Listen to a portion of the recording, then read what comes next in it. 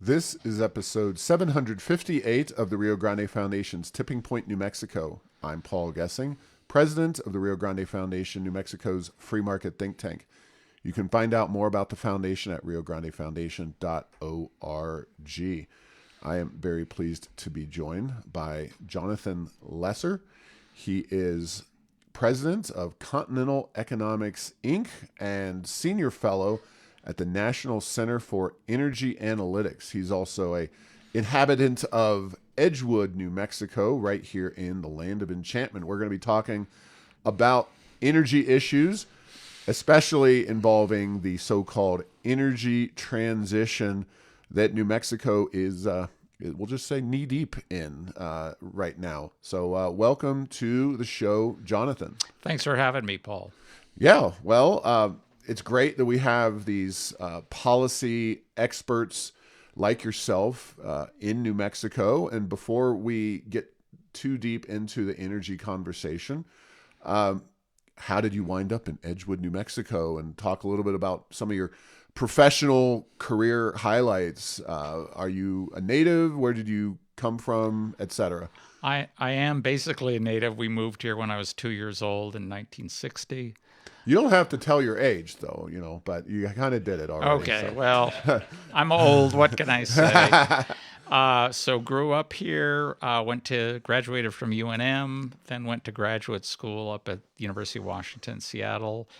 We lived around the Pacific Northwest for a number of years, then moved to Vermont. I worked for Green Mountain Power out there. And after that, went into energy consulting directly. In 2007, decided we had enough of Vermont winters and moved back to the East Mountains and built a house in Edgewood about 5 years ago now. Well, I guess the winters are one thing. The politics are another in Vermont, but you could have certainly done a little better than choosing to go from Vermont to New Mexico. Definitely maybe from Marxism to soft socialism or something, but it's pretty similar in a lot of ways. Well, when I moved to Vermont, I considered myself just your typical middle-of-the-road Democrat. And I discovered that that made me a right-wing extremist in Vermont. So I figured, what the hell? I'll just become a Republican. All right. So. Well, and also, of course, the Pacific Northwest and the Seattle area.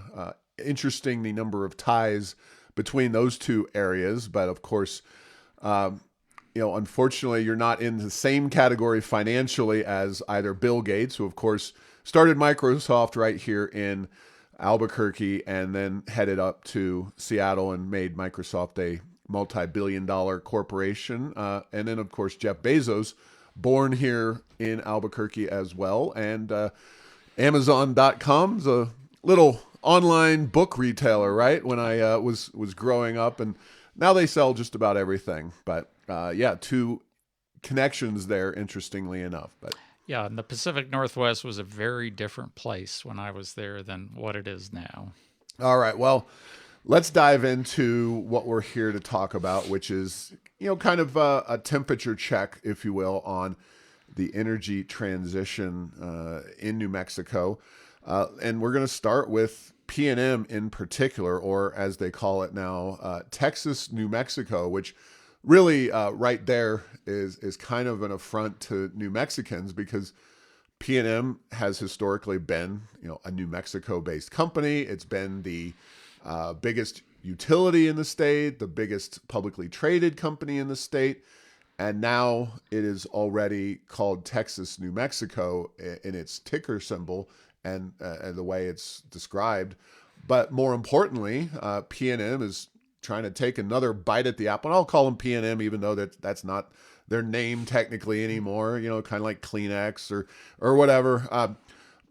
But PNM is going for another sale. Obviously, the Avangrid situation did not work out. The first attempted sale. Now they are up for potentially being acquired by a private equity firm called Blackstone. why don't we just dive into it? Who is Blackstone? Why do they want PNM? And what does it mean for New Mexicans? And I realize that could take us 40 minutes right there, but I'll promise I'll interrupt you and ask follow-up questions as we move through. That sounds fine. Blackstone is the largest private equity firm in the entire world. Really? Bigger, and that they're different from BlackRock. Now, They are different than BlackRock. I know that's such a Blackstone, BlackRock. Come on, guys, be a little creative here. Blackstone basically purchasing PNM is like you or I taking some spare change we found behind the couch cushions and buying them. The problem with having a private equity firm buy them, and actually Avangrid is really privately held as well. Okay. It's publicly traded, but it's a strange category where over 80% of the shares of Avangrid are controlled by a small group. So Blackstone is private equity. What is private equity? Just for people that don't understand exactly what that term means. Basically, it's think of a investment firm that has lots of money and wants to buy different assets. And basically, people buy shares in Blackstone. Blackstone is publicly traded. And then and Blackstone uses the money and issues debt and goes out and buys other companies. And so it can control them. Now, Blackstone, why would they want PNM? Well, they probably want PNM because they see it as a source of good earnings for them at low risk. That's typically why someone wants to buy a utility. The problem with these utility acquisitions, mergers, is the promised savings almost never appear. I've done some work on a number of utility mergers where the proponents said, we're going to save billions of dollars and consumers are all going to benefit. And it turns out all the savings are just ethereal. They're not real. So, the other problem, of course, is Blackstone by Blackstone buying PNM, the local control aspect is gone. The PRC will certainly regulate the new PNM if the merger, if the sale goes through, but really you have a lot less control when the company's really not a local company anymore. It's run locally. But we don't know if Blackstone will bring in their own people to run it. Will it leave the existing PNM management alone, which probably it could stand to be replaced to some extent?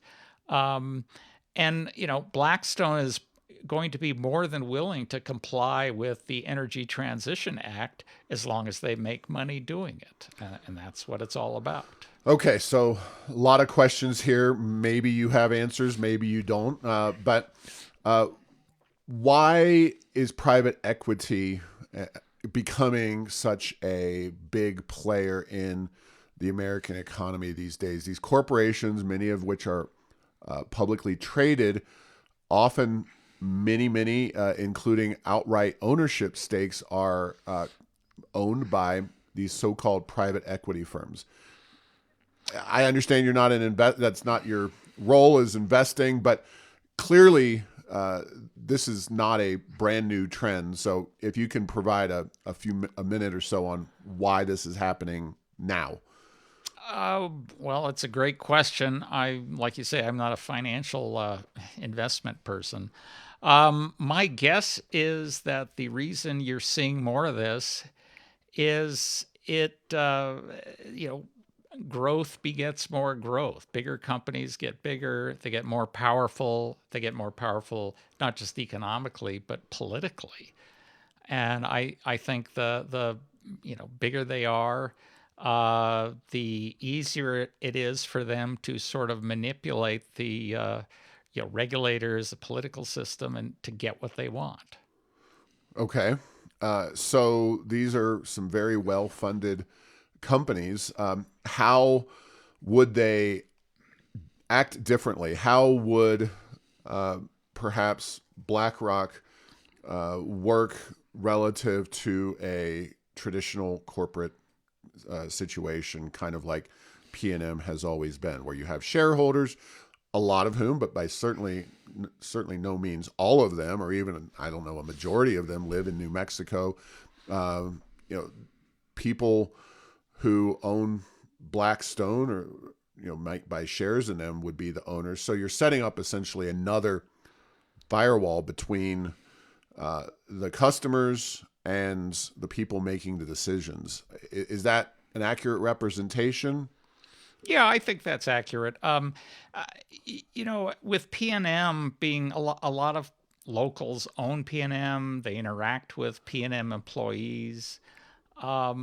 Once you have a private equity firm or just an out-of-state company purchase it, then that local aspect vanishes. And I think that's probably a problem for, in general for electric utilities. I can give you another example. Southwest Public Service is owned by Xcel, which is a Minnesota-based company.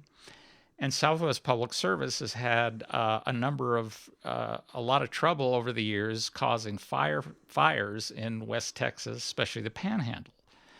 And they've been under severe pressure and criticism. And now the Attorney General of Texas has started an investigation into the fires that they caused 2 years ago. But from what I've been told by the locals out there is that the SPS people from Xcel just don't care.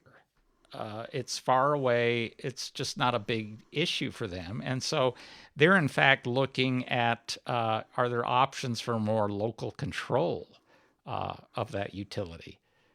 So again, you kind of lose when an outside firm buys it, especially if it's a private equity firm. There's no more shareholders in PNM. They'll have any shareholders of PNM would have almost no influence over what Blackstone does as an entire company. So that aspect of local control just goes away. Now, I've been told that one of the advantages that Blackstone would have is that they would have the resources to take on debt, and that PNM is not as highly rated. Their debt is considered something akin to junk bond status by the people that rate the debt. So as this energy transition is theoretically happening, it might behoove New Mexicans to have a company that can actually build out that transition at a lower cost. Is that one of the arguments you think that they will make at the PRC, or what's your? I would expect that to be an argument that's made. PNM actually has an investment grade credit rating now. I think it's BBB. Mm-hmm. Blackstone is A rated. Yes, they will be able to provide money at a lower cost through debt. How much, the capital structure of that Blackstone chooses for PNM will be an issue, because that capital structure, in other words, how much debt, how much equity, affects their overall rate of return. And so, typically regulated utilities, owners of regulated utilities want more equity, a higher percentage of equity, because that means they get a larger return.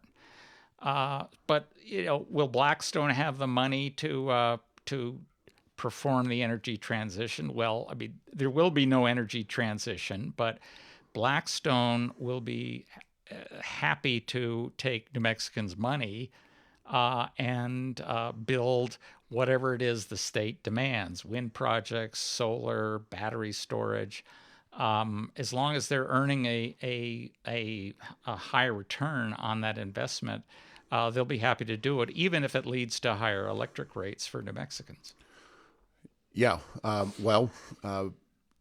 You're saying there's no energy transition. So what are you actually saying? Are you saying that despite the law that took effect in 2019 that this governor and legislature adopted, that you think we are going to ultimately have to rely on traditional energy sources because it's just impossible to happen? Or where do you see this whole transition taking place or not taking place? What do you see happening down the road? Well, what you see happening now is energy demand is growing, and the demand for fossil fuel energy is actually increasing a lot faster than the growth in renewable energy.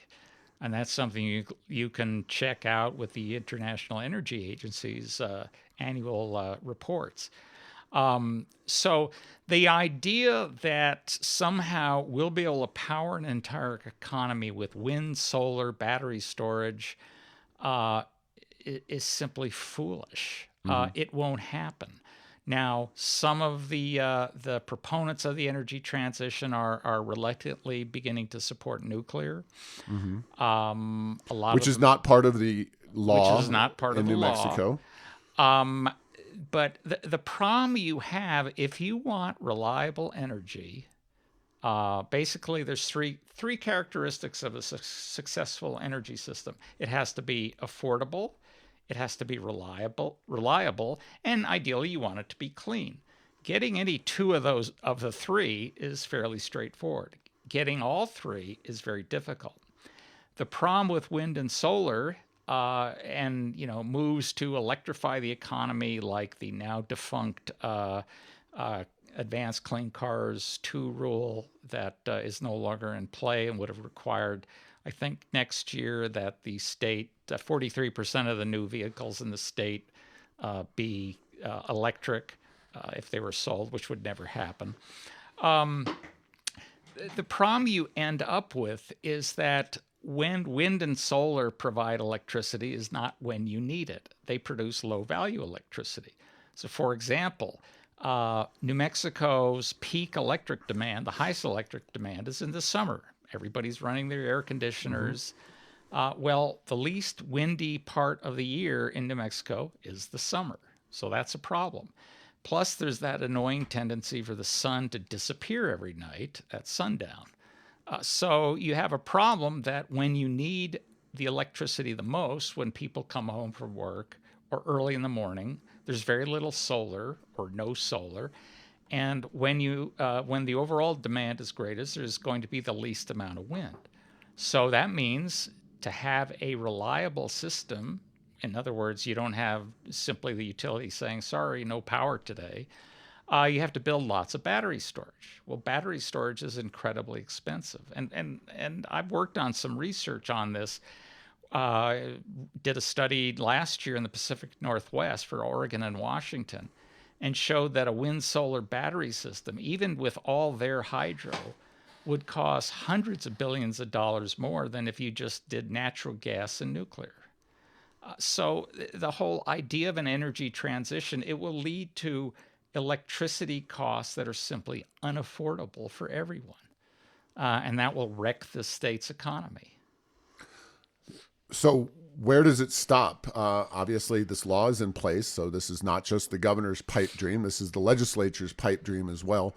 Do you think that some future governor, perhaps Deb Haaland, I can't imagine it being the case, but do you think some future governor will just say, I've got to do what it takes to keep the lights on in an emergency, and they will act contra to the law for that obvious public benefit? Do you think somebody in the legislature decides, hey, this is unrealistic, we're going to be sitting in the dark and ruin the state and its economy?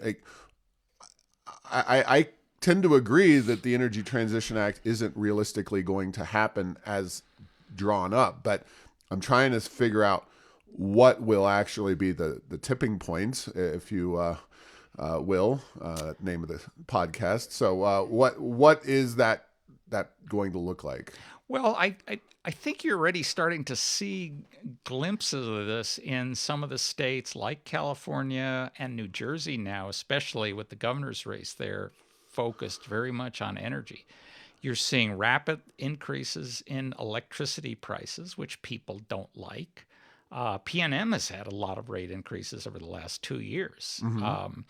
And again, people don't like that. And as prices go up and electricity gets less affordable, that has effects throughout the economy because everything uses electricity, basically. So, and you're starting to see that in the New Jersey governor's race where the political winds are shifting and it's getting much harder for the proponents of this energy transition and a wind, solar, battery future to have to confront the facts that, well, costs are going way up. Now, some of them will say, well, too bad. We have to be willing to pay a lot more money to save the planet. I don't think those arguments are going to wash with the public because generally the public views climate change as probably the least important issue out there. So I think the same thing will likely happen in New Mexico. The PNM's rates are going to keep increasing as they develop more solar and wind resources. That's going to create a lot of blowback. The PRC will be under a lot of pressure to try to limit those rate increases. But again, they're going to be going up against Blackstone, who I'm sure will be lobbying the government and whoever the governor is. So you think that sale will go through? I don't know. Okay. I hope it doesn't, frankly, but I wouldn't be surprised at all if it does go through. Okay. Well, sorry to deviate on that one, but yeah, I mean, I do think the situation in the future as it pertains to the Energy Transition Act and some of these decisions, it becomes a very different conversation when you're dealing with a private equity firm versus this utility here. It does. And now you also asked, would a governor of Holland do anything? I doubt it. Okay. I believe that what you have is that there's so many people in this state who are basically deluded about energy issues that I think they really don't care. They're the wealthy people generally located in the Albuquerque, Santa Fe corridor. I think they have very little knowledge of the rest of the state. And it's kind of akin to the old joke about flyover country for the country as a whole, where they just don't know anything about the rest of the state. We have a poor state. And how everyone is going to afford very high energy costs. I think there's going to be a lot of blowback eventually, and I'm hopeful that the political pressures, will force the progressives that basically control the state now to start bending, and maybe it will allow folks with other ideas who aren't progressives to get back into the picture. Briefly, before we conclude on this aspect of the conversation, is you mentioned that private equity, one of the things that they attempt to do often is to take over a business that they see certain inefficiencies or that they can bring managerial advantages to. We already mentioned the debt and the fact that Blackstone could probably obtain much more favorable debt for a variety of purposes. And that's a big issue with utilities and one of the challenges that PNM faces. But you said that they tend to not have as many opportunities to cut costs as they often think or promise. Do you not think that Blackstone is going to have much success in that regard?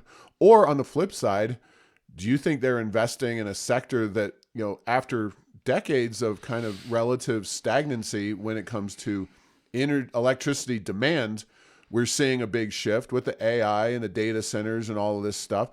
Do you think maybe they just see this as an opportunity in a growth market where there hasn't been much growth before?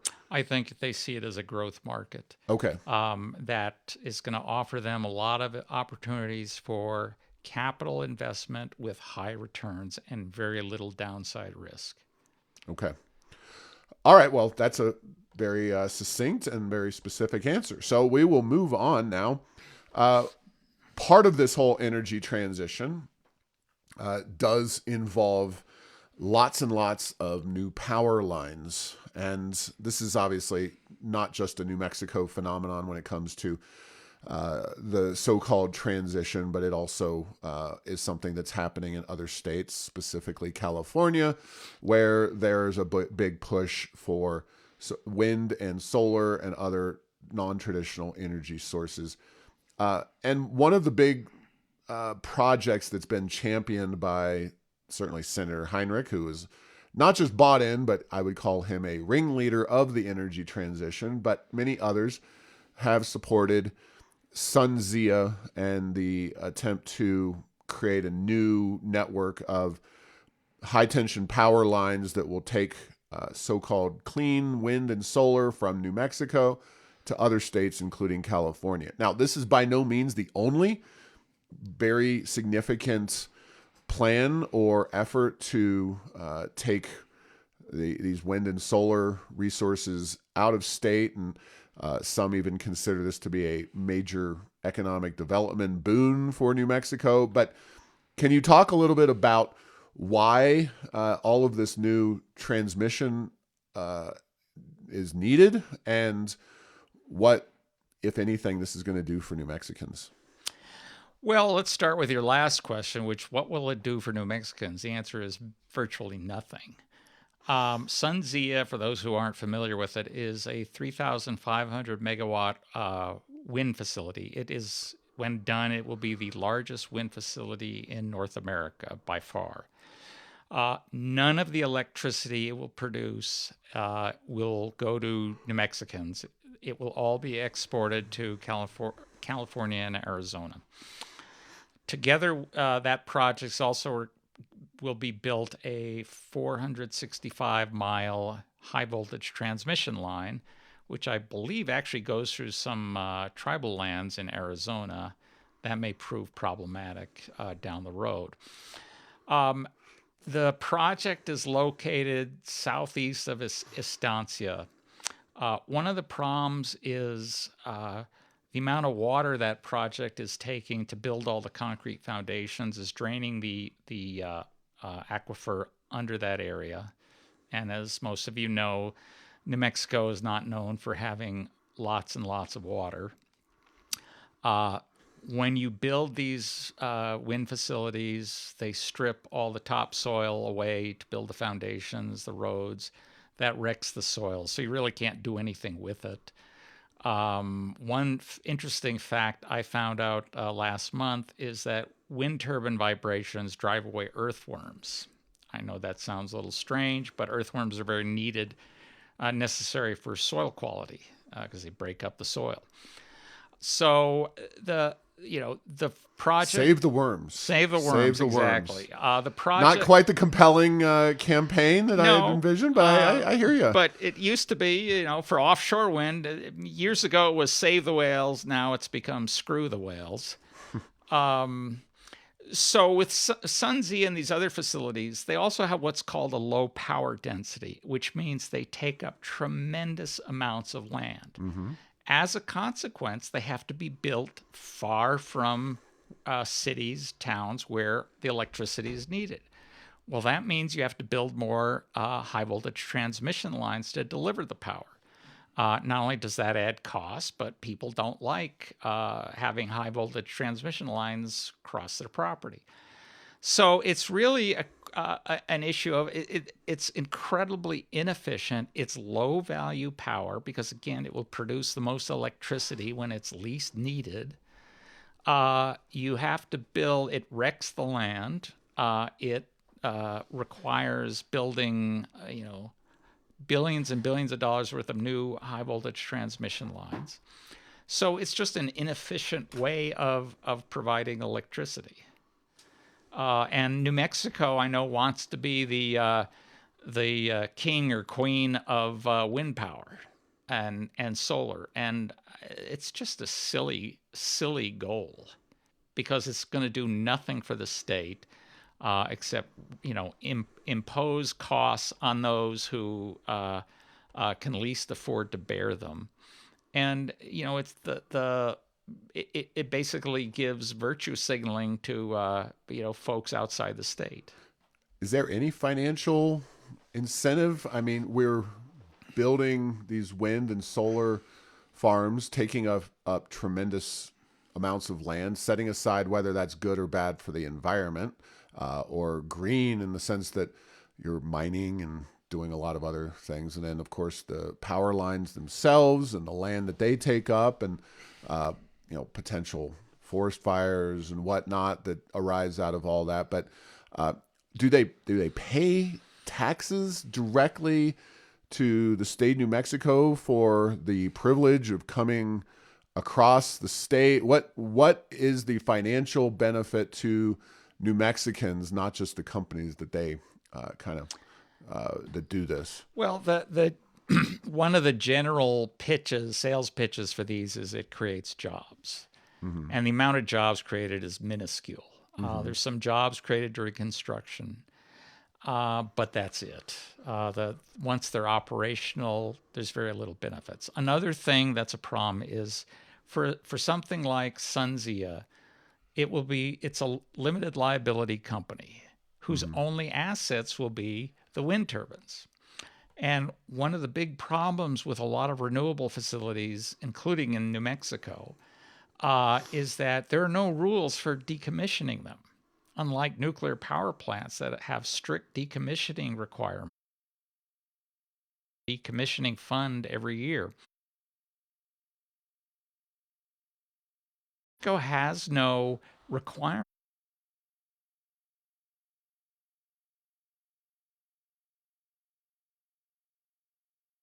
The wind project becomes uneconomic,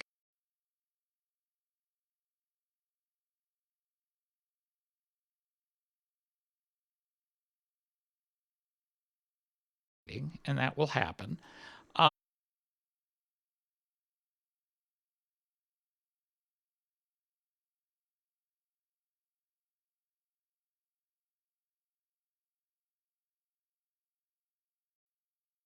Abandon the project, walk away.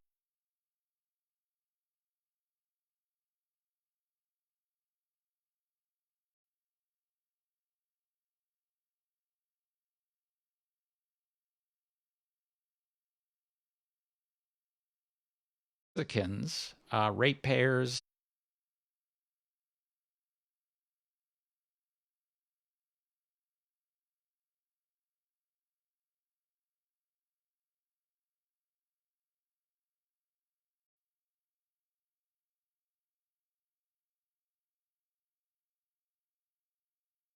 whole project, and that will be hundreds.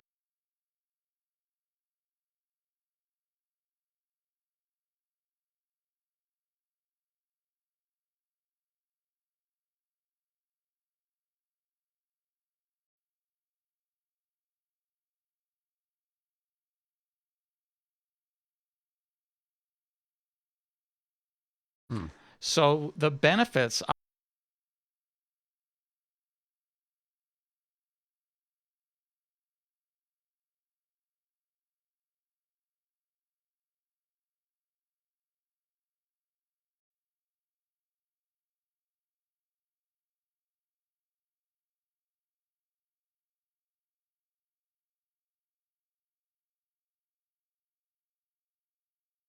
looking at the job creation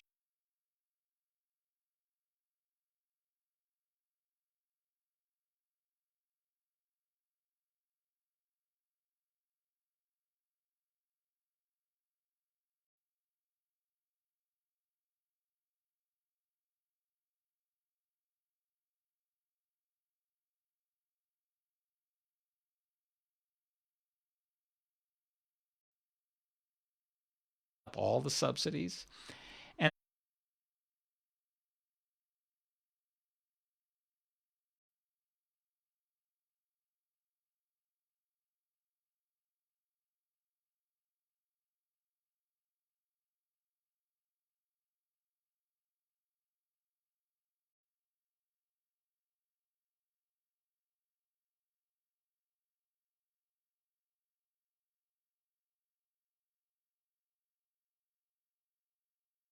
were between 1 and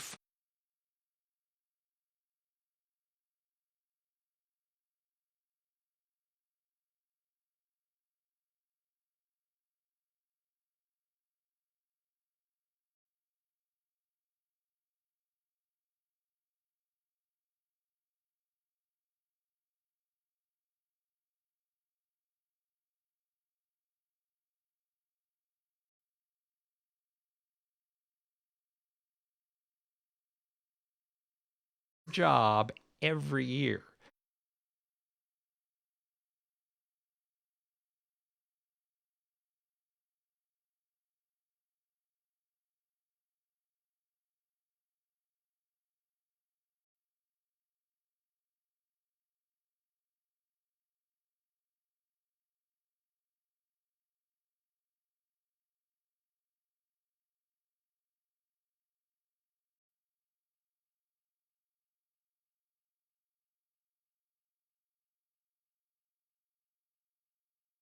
Someone who's paying, who's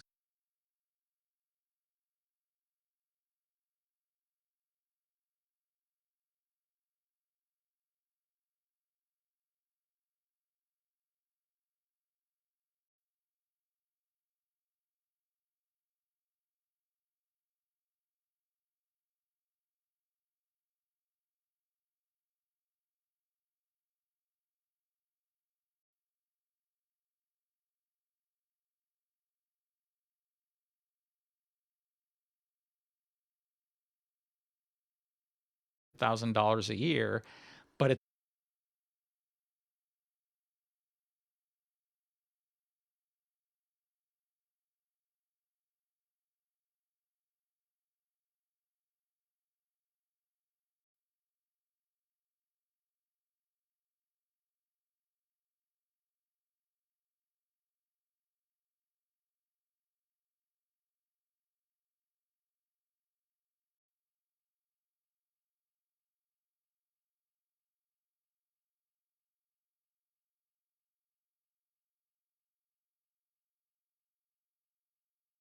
$1 to $4 million for that.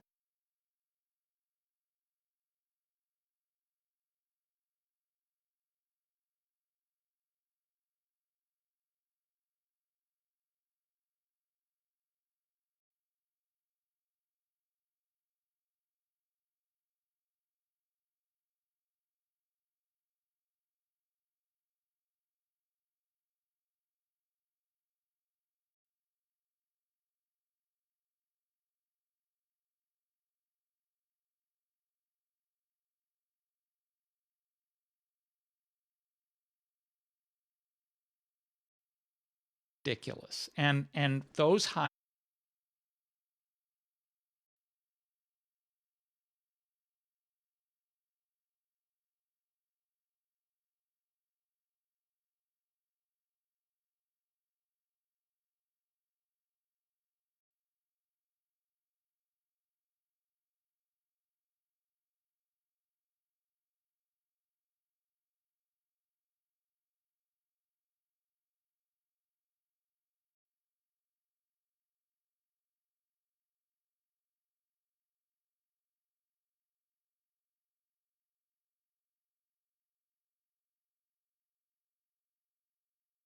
affect every, somebody's got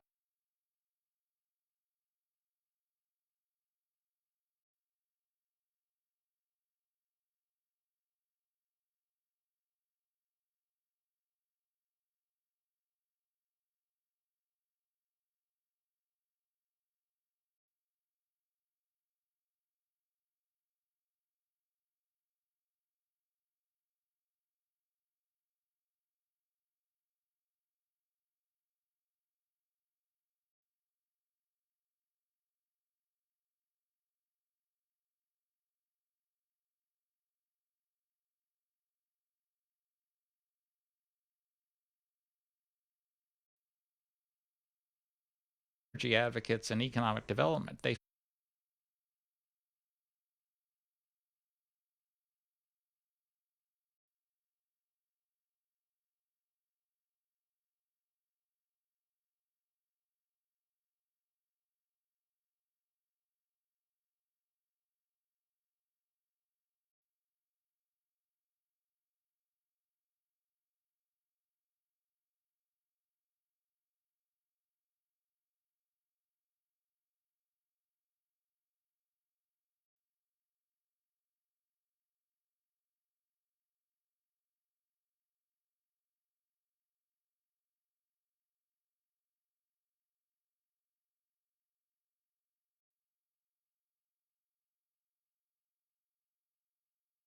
being given to their favored projects.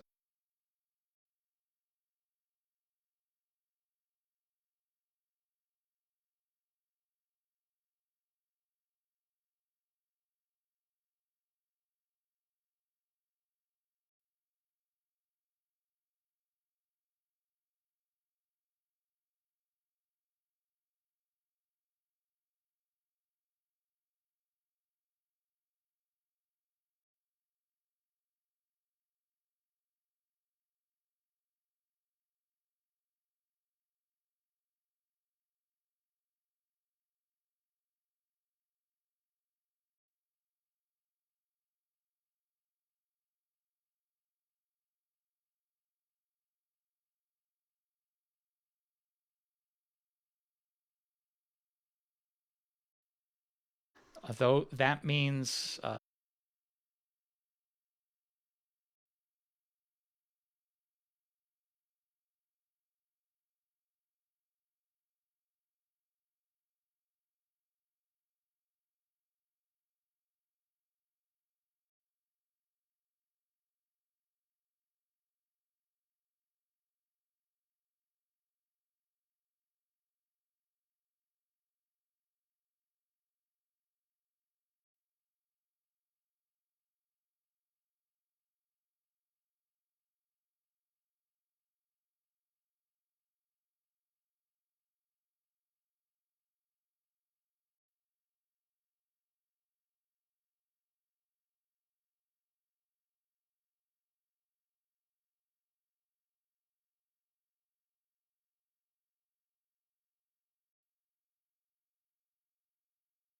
end up with a situation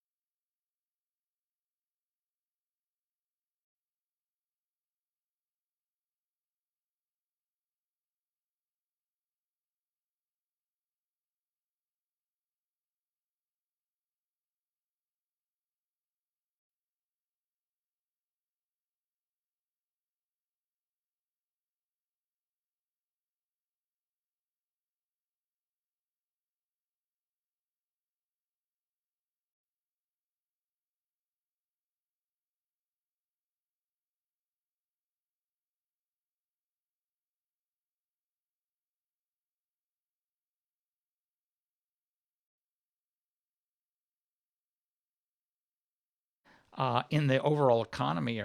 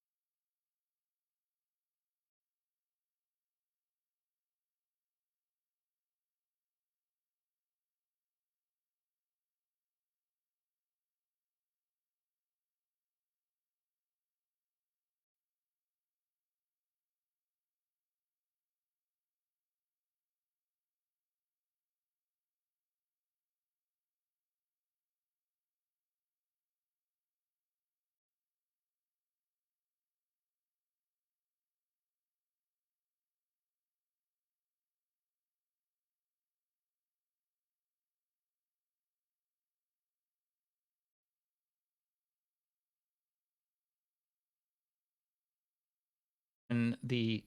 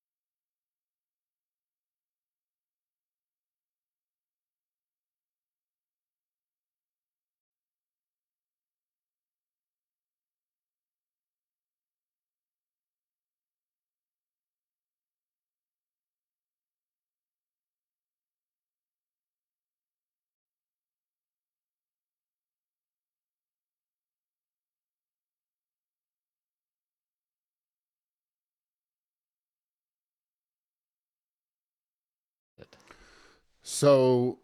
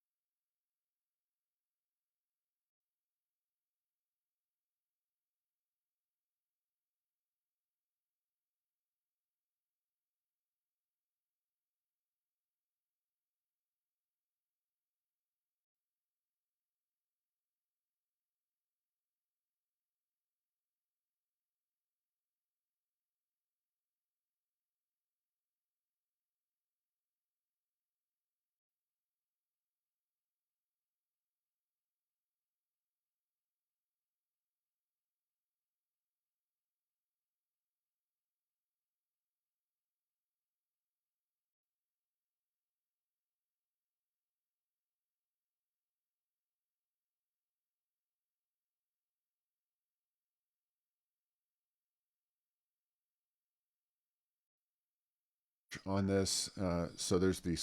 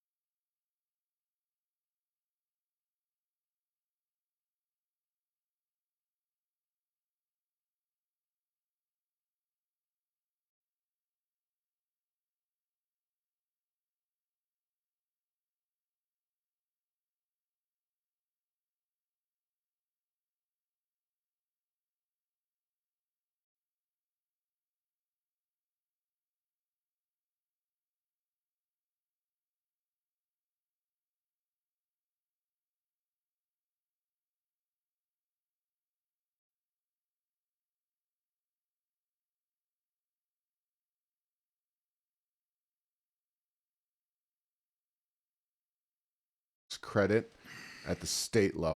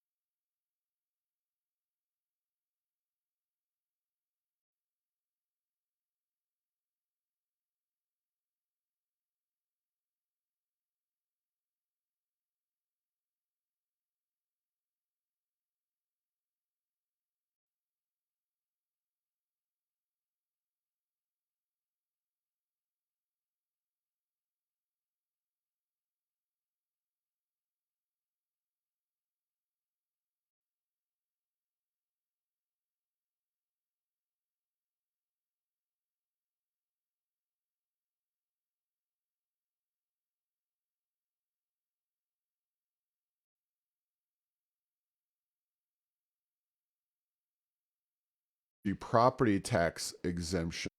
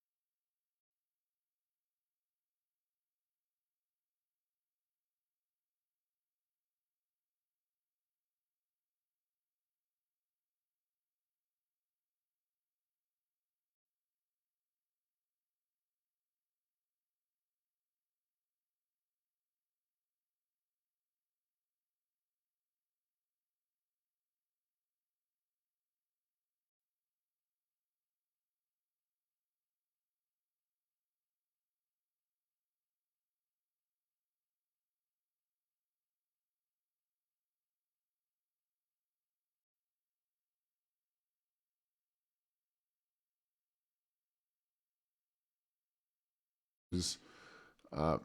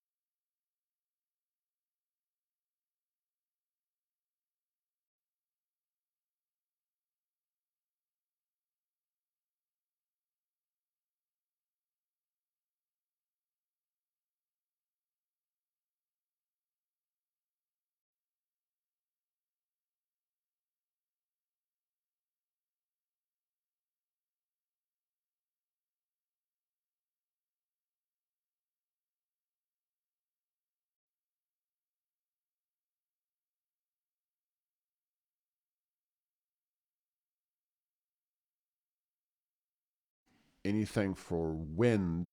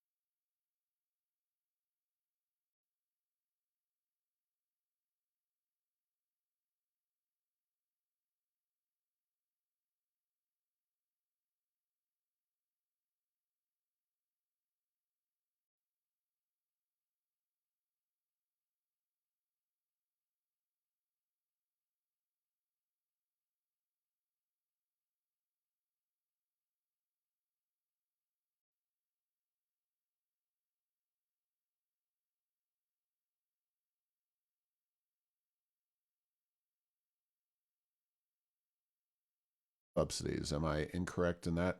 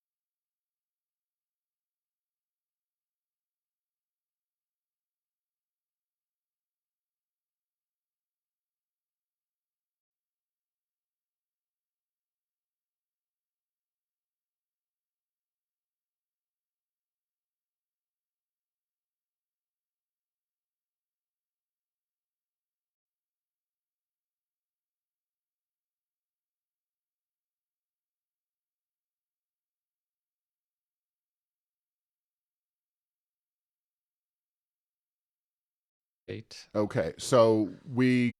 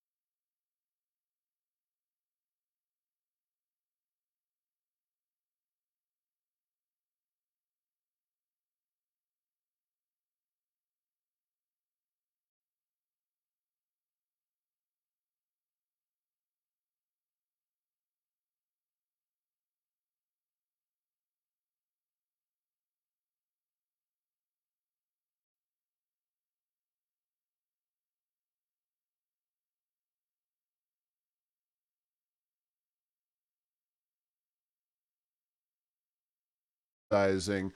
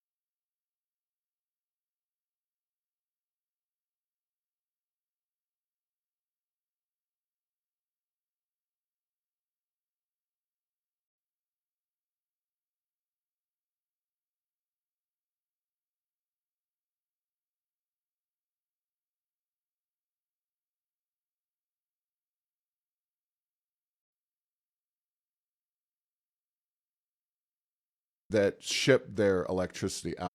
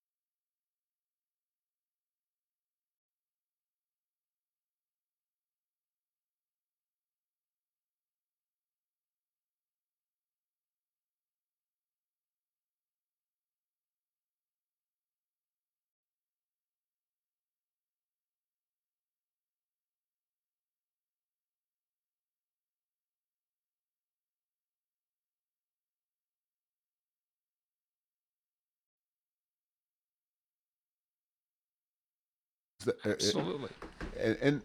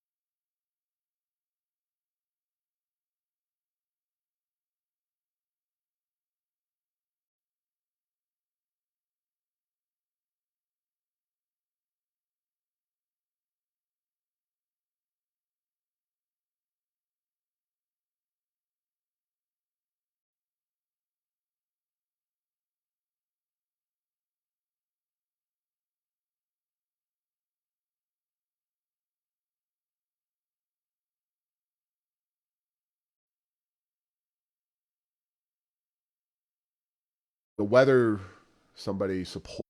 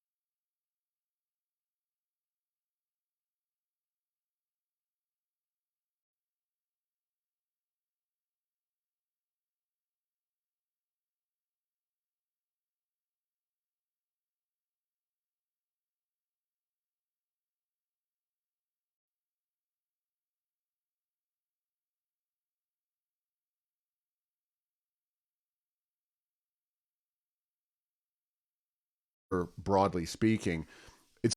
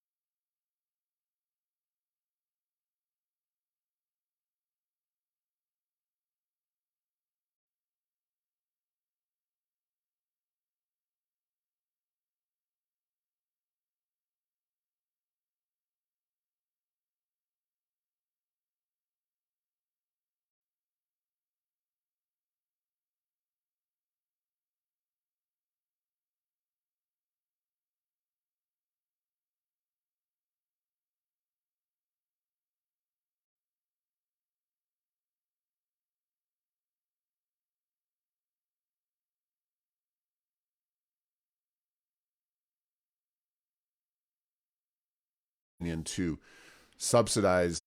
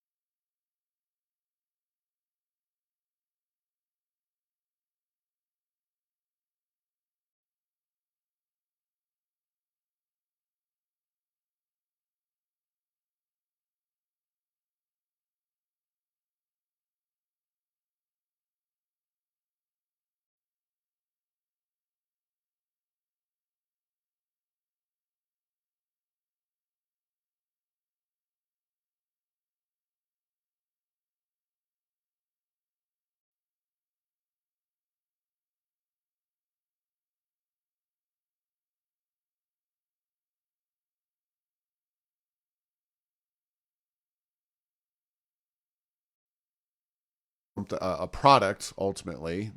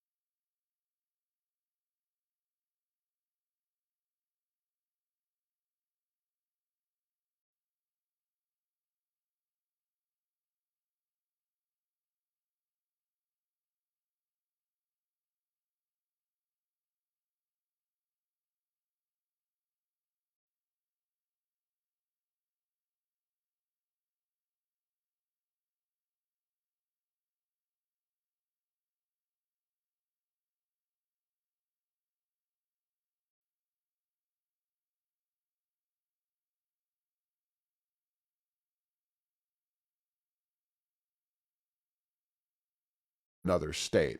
That strikes me as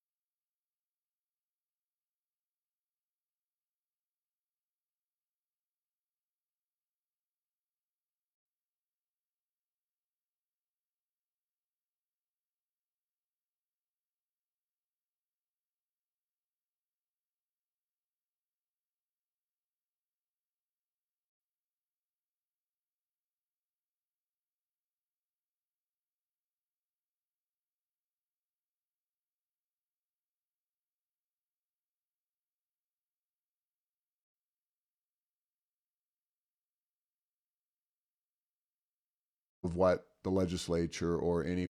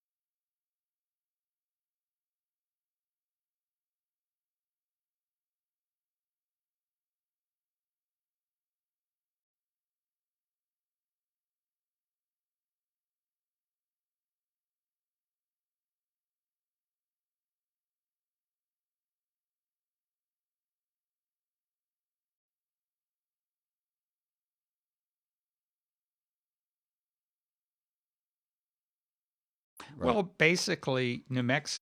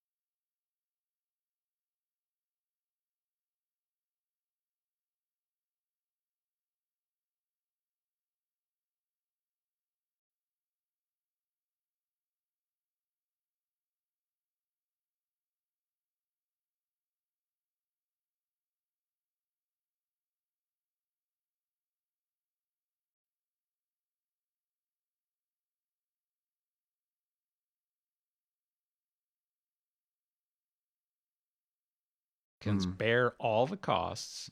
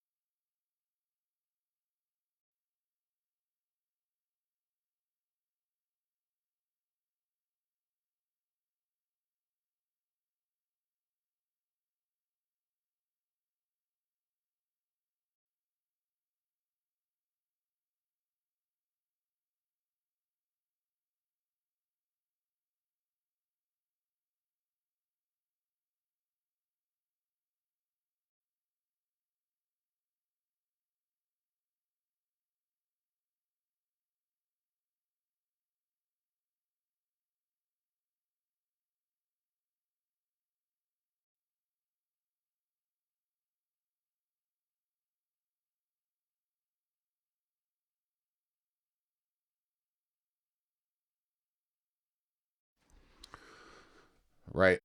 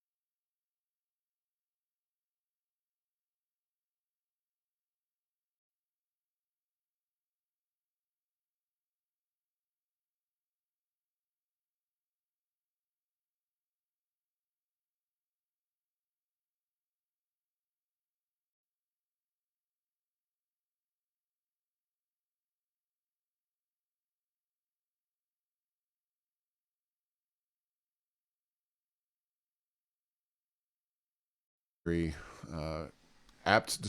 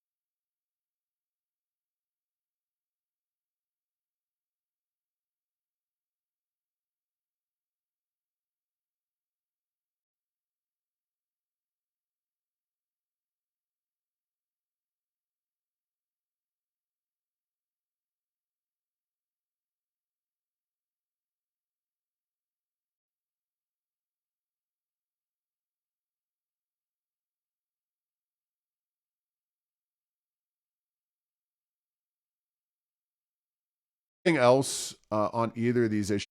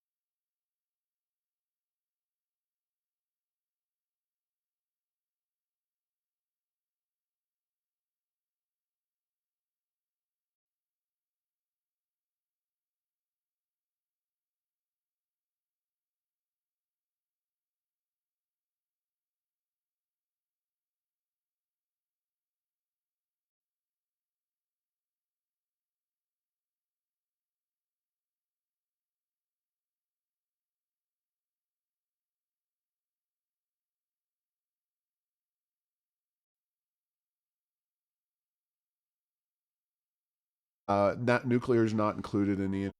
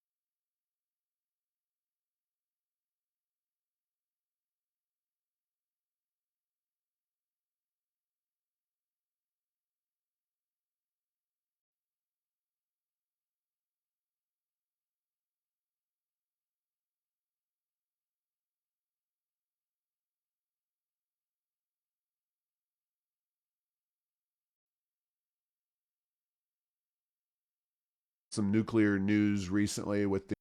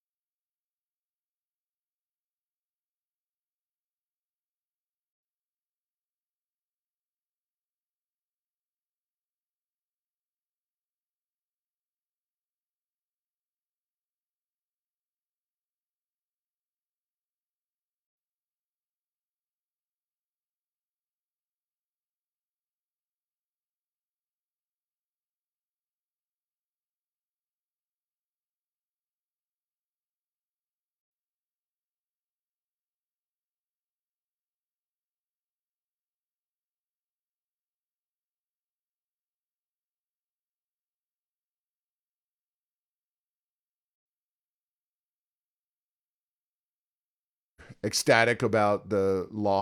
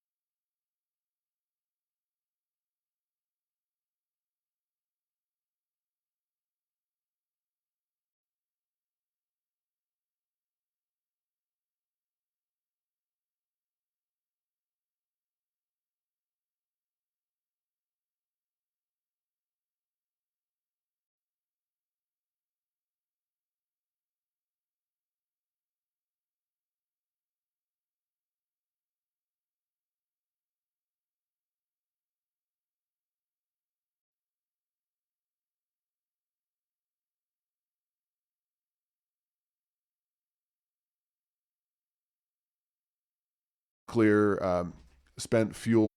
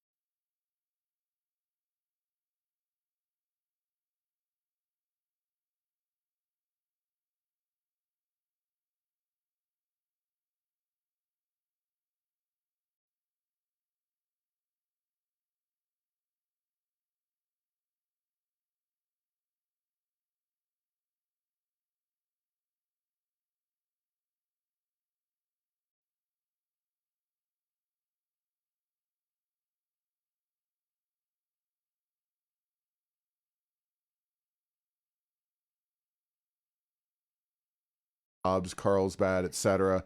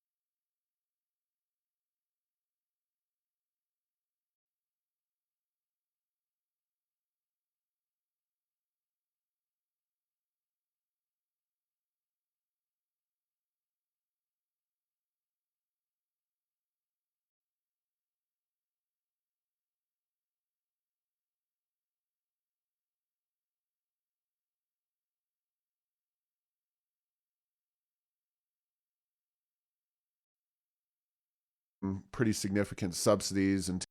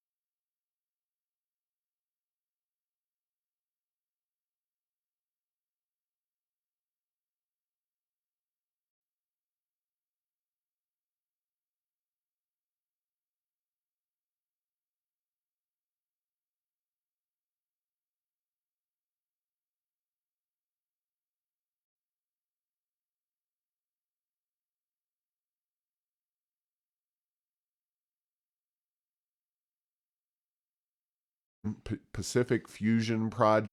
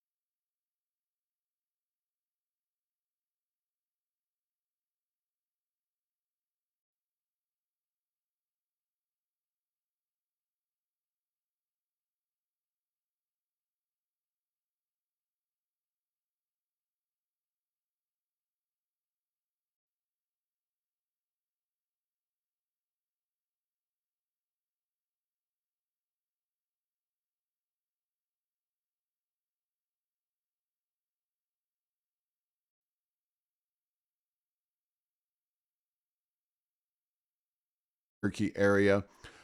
Few